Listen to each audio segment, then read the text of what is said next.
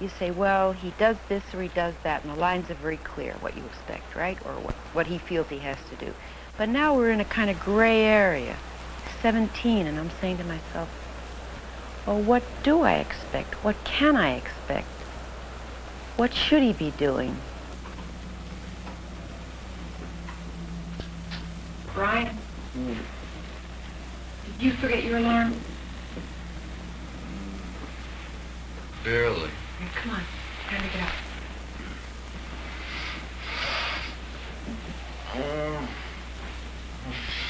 Listen, I'll come back in 5 minutes. All right. Push you out of bed, okay?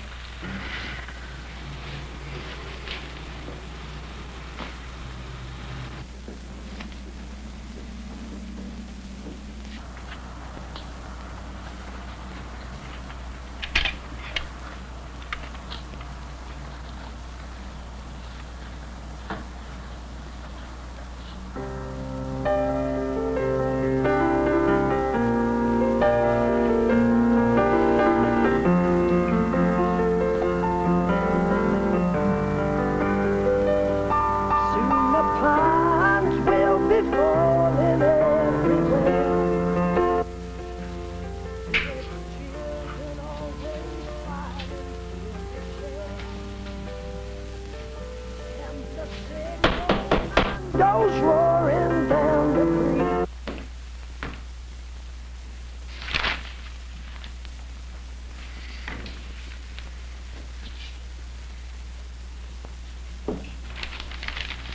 What time is it, Brian? Uh-huh. What time? 20 up. Eat it. All right. Oh, God, here. Excuse me.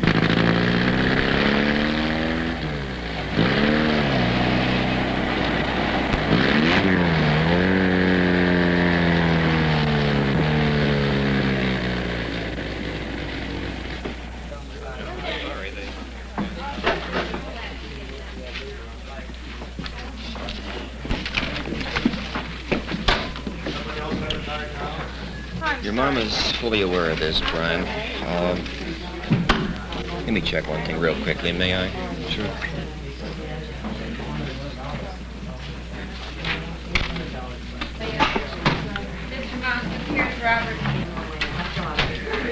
Brian, I'd like to have a chance to talk with you for a few minutes about this. Can you stick around for a moment? Sure.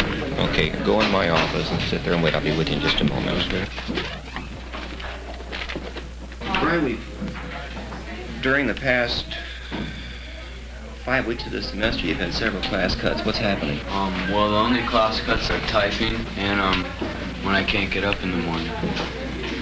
What period do you have typing? 5th. What's happening in there? I can't stand it. Why? Because, you have to sit up straight to type, and I like to cross my legs or slouch, and it's that 55 minutes of just doing the same thing. Well, this is something I think you're going to have to live with, at least in this particular class, if you're going to graduate and fulfill the graduation requirements, and if this is a requirement that you need for graduation, or at least in terms of credits. What's this going to do to your grade in your period 5 class? Probably lower it considerably. I'd like to go back over some material to pick up areas that we may have left out. For instance, we didn't talk about the military history of this period, this colonial period at all. What do you imagine would be the attitude of the colonists toward a military? You recall there was a need... I've had that a million times, all that crap about our founding fathers and what were the arrangements? How did they raise the land ordinance of 1789 and Articles of Confederation and the Virginia Plan and the Maryland Plan. And that, as far as I'm concerned, that's ancient history. He gets a mystical word, a tom-tom or something beats, and he gets a word, and he drops his spade, and he runs into the army, right? Isn't that the way it went? I generally bring in a book. Yeah. I look around the room, look at the girls, kind of half listen to what he says and read. Draft in colonial period, or do we have a volunteer army? Well, what do you think the attitude would be? Supposing that the government decided, remember, you had a government that was run under the Articles of Confederation. What do you think the attitude would be if they had a draft? Well, I think that most of them would go into it, because if they didn't like the British... My class begins at 8 o'clock in the morning. It's a history class, and it's something that is my major field of interest, but I don't know that it's their major field of interest. If I ask a challenging question, what did the 18th century man think about taxation without representation? Well, think of yourself answering that question at 8 in the morning. You might not want to do it. Now, I might want to do it because maybe I read about it last night, but you don't. And that really is essentially the problem. What about the problem with people like Brian? Well, now, when you say people like Brian, I would never recognize Brian as a problem. To me, Brian is another student in the class. He's a quiet student. He's not outstanding by what he says or does. He's there, as are perhaps 30 of the 38 students. They're simply there. Their bodies in the classroom. If I decide to take the approach to knowing individual students, then I can't teach history. I'm doing something else. If, on the other hand, I don't get to know the students individually, I don't know that I'm teaching anything. I don't know that it's worthwhile at all. Now, I suppose I'm supposed to go and look at the cumulative record cards and see if there are any problems for any individual student. But I have over 200 students every day, and I honestly admit I don't get to know those 200 students. I can't. It's impossible. Brian, do you have apple juice?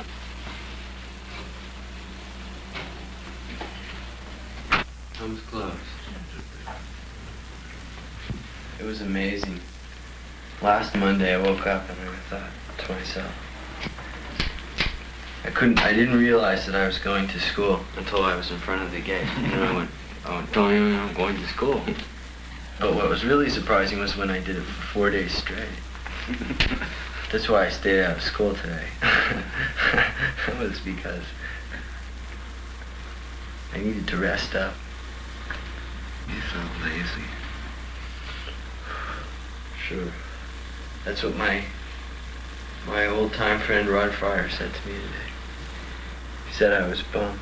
He said the difference between a bum and a hobo is that a hobo works once in a while, but a bum doesn't do anything. Are you going out? Maybe not. Okay, I'll be home around 10:30. Okay. Bye, Steve. Bye.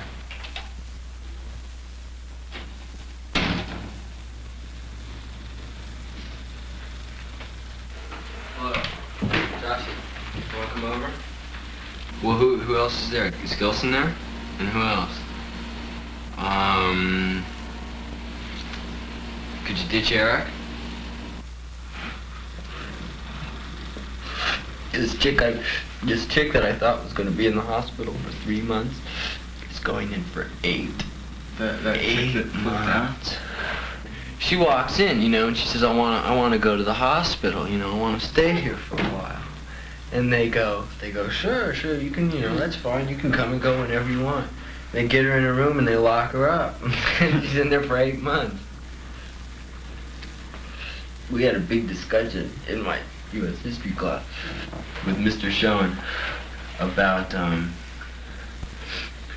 about it was mainly like about a good half hour the discussion was about pot in the United States, and talking about like With Schoen? Yeah, and he was like comparing it with prohibition, Did you make any comments about it? I mean, did you take a stand, or did you just... No. Of course he didn't. Nobody in the class took a stand, Really? I didn't even say anything, I just kind of sat there and somebody would say something and I'd go... 3 of my friends are getting it for ditching. So you better watch out. Yeah, well, they called up my mother. I came home today, She says, Brian, you weren't in school today. And I go, whoops. Yeah, that's right, Emma, I wasn't in school today. She said, you haven't been to your typing class since Tuesday. And I go, Who called, Mr. Hampson? I don't know. And then I said, well, what did they say to you? Did they mention anything about transferring me out or something? She says, no, they just said that you hadn't been there. And I go, okay, I'll go to the lieutenant's office and straighten it out on Monday. Tight dresses and lipstick, she's sporting high heel shoes. Oh, but tomorrow morning, she'll have to change her trim and be sweet 16 and back in class again. But they'll be rocking in Boston, Pittsburgh, PA, deep in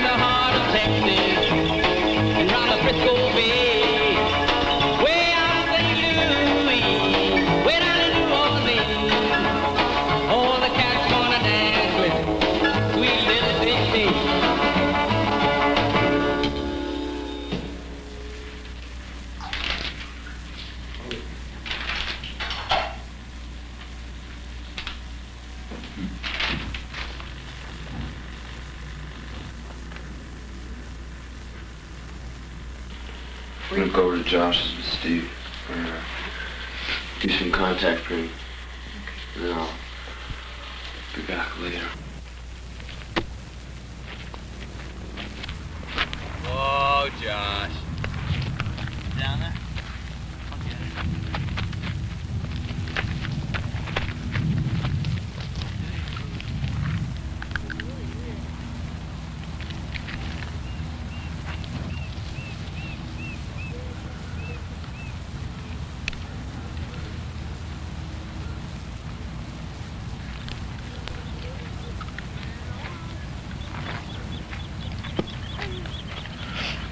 I was chased once after taking a picture of a fellow in the Veterans Administration.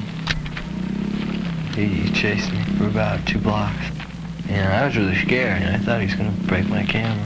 Josh, what's the exposure factor for a red filter? 2.5? Yeah. I still can't take good pictures. I mean, I could take okay pictures, but I still can't take the kind of pictures I want to take.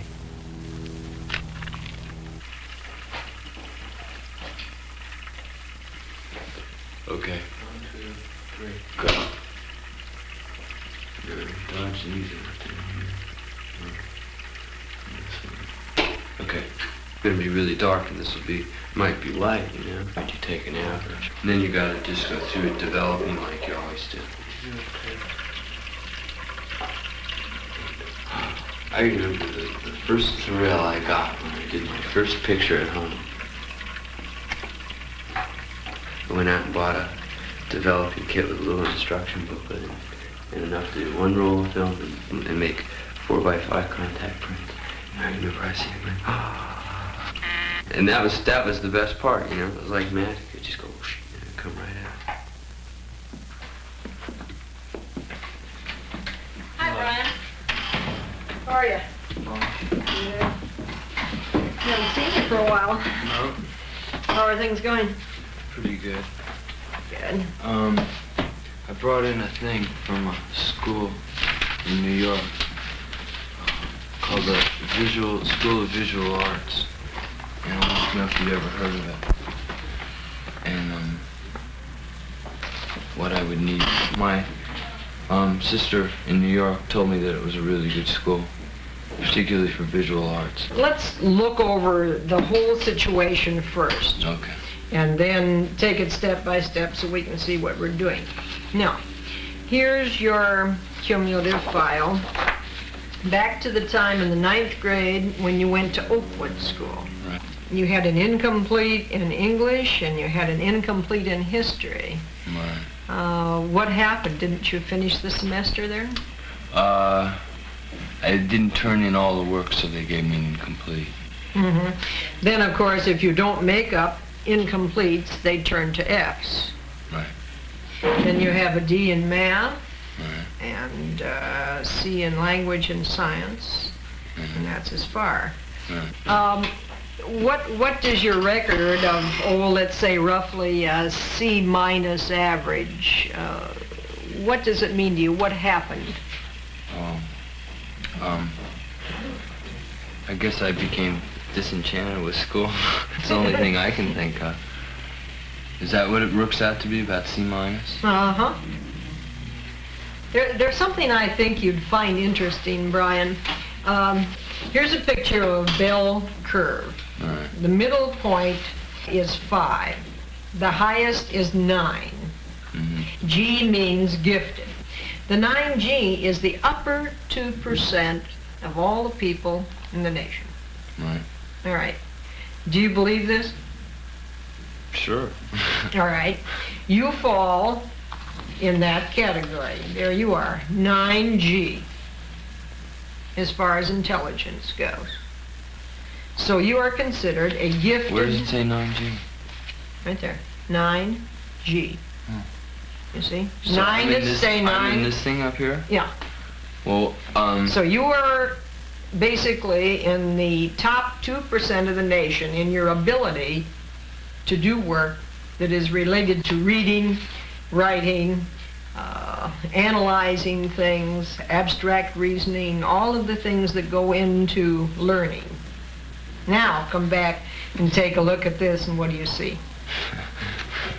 Well, see a lot of C's and D's. Why?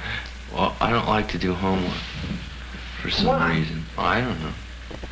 Well, I just get behind, you know. I just forget the assignments, and then there's just 100 other things I'd rather do.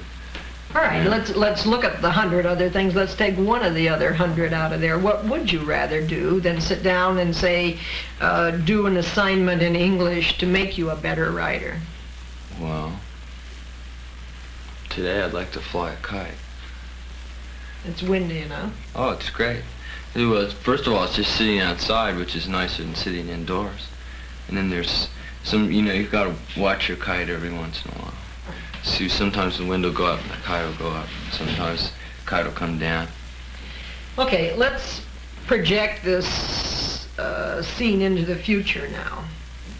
We're coming along where you're going to have to make decisions. You brought me an application for a personal recommendation to this college. Oh, that just happened to be in the thing. Yeah, but they require it. They want to know our opinion of you as a human being, your feelings, the kinds of philosophies you have, your strengths and your weaknesses. And I think we brought out both of them here, actually. Your sense of responsibility, what can I say? You don't follow through with your homework. You don't take on self-discipline as far as getting things done. When they ask for personal recommendations, it's pretty tough sometimes. We have to be honest. When you people start mounting, if you're working with 4x5s, you'll be working with 4x5 tissues cut to the size of the print. You'll take your iron, regular household iron, and you must have the heat setting to a very low setting. In this case, I recommend wash and wear. Can you take care of this one? Put this one on. Can I get a photo pass today? Yeah. You gotta go to college, you gotta get your degree. People keep saying to me, what are you gonna do with your life? What's your future gonna be? And I just don't know.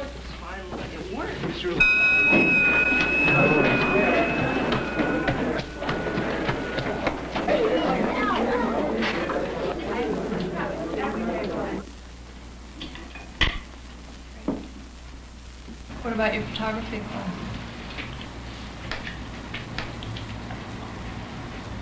What about? You mean about the notebook? No, I wondered how you were doing in it. That was the one class that I'm you doing were fine. The interested teacher in. loves me. He really likes me a lot. Maybe I didn't. I'm not doing that. I don't know where everybody gets the idea I'm doing so poorly in school. Well, Just because I'm never there. But you mean, in other words, you'll hack it as long as your grades are passing, right? Right. As long as I do better, I'm going to go to school. that's a great goal. Getting a D. I've never been one for setting goals.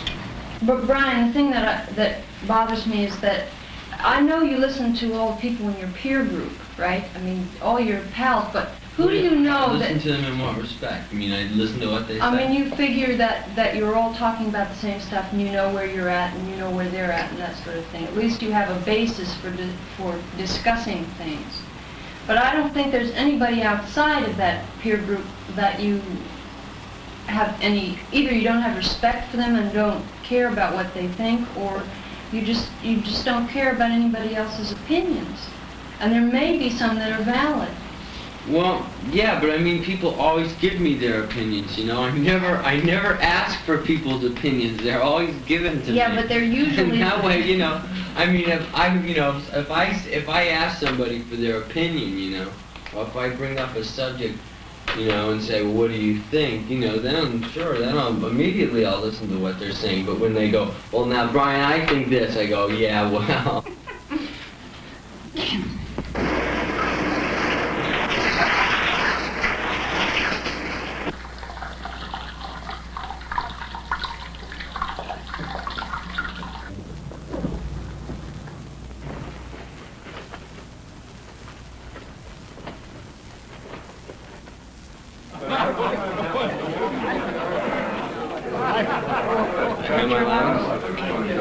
Background noise. Okay. He wants it extra? Yeah, for the weekend. Okay. Have fun. See you later. Night, dear.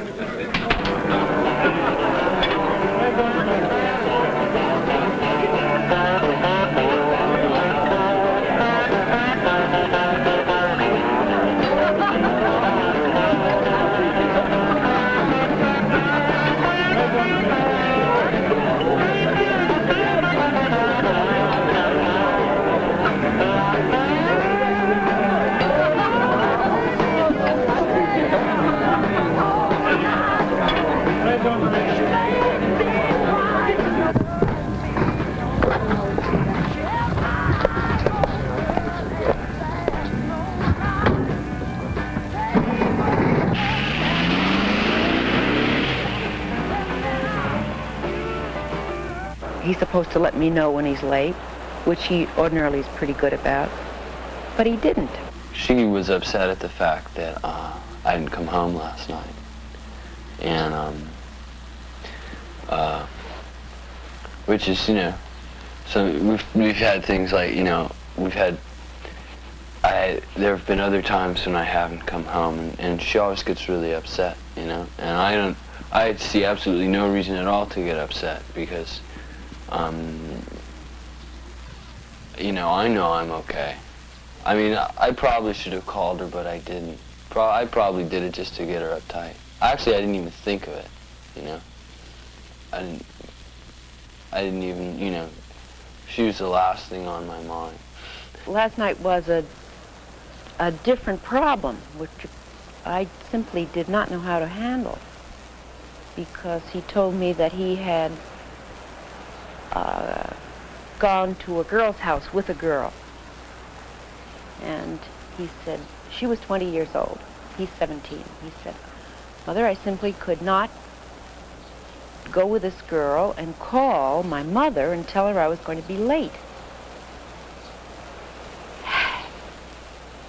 Here I got caught in the middle. You know, in a funny way, I can understand that a boy is not about to call his mother at a time like this. And yet I'm still hung up on the feeling that he should be considerate enough to let me know that he's not going to be home. Really, it's mostly, he's so good in so many ways.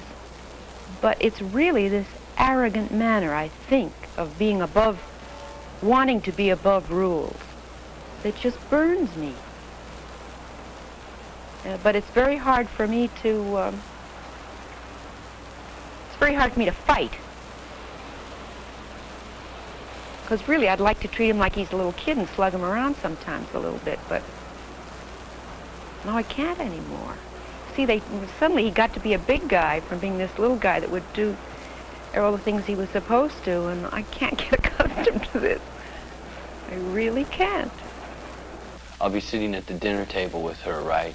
And it'll be just me and her, and that's the way it's been for like 6, 7, 8 years, you know, just the two of us most of the time. And that can really get on your nerves, you know, just living with the same person all the time. I think he feels like he has to act a great deal more mature than he is because of this. Because of what? Because there isn't a man in the house, or there isn't a father to talk things over with. So therefore he has to be, or pretend he's big and strong. Does he ever see his father? That depends on him whenever he wants to do it. You know, his father has left it that way since he grew older. And he doesn't go over very often. And I've been told to stay off his back, so I do. But I wish he would. You know, that would be easier for me. That's my mother's biggest peeve. She says I'm selfish, you know, and it may be true, maybe I am, but I'm not going to spend my time thinking about her or my father, you know? I tell you truthfully, I don't worry half as much about you as I do about me. So, meaning that you shouldn't worry as much about me as you should about yourself. See what I mean? Because, you know, I mean, it's my life now. I mean, whether you think so or not, it's slipped out of your hands.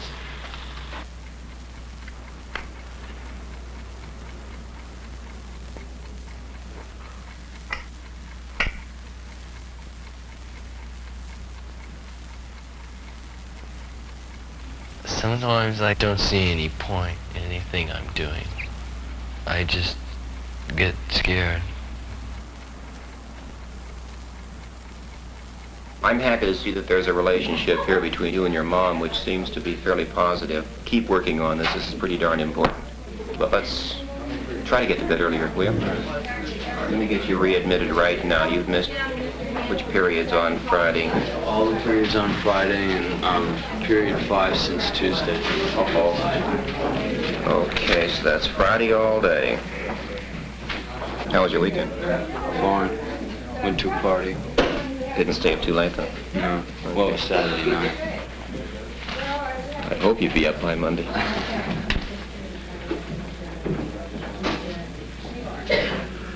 $10:26. Okay, let's go. Want to follow me, Brian?